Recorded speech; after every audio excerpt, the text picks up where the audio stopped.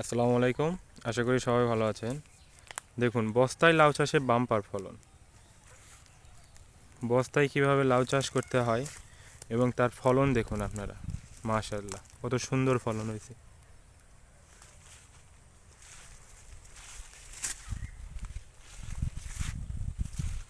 এই যে দেখতে পাচ্ছেন বস্তাগুলো, এগুলো সবটাতেই লাউয়ের গাছ লাগানো আছে।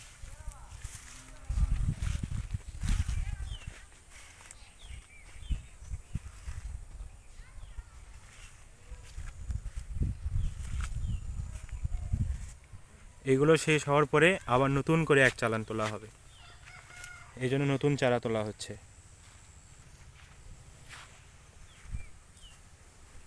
দেখেন কতগুলো লাউ ধরছে। মাশাআল্লাহ, আল্লাহর কি সৃষ্টি দেখেন।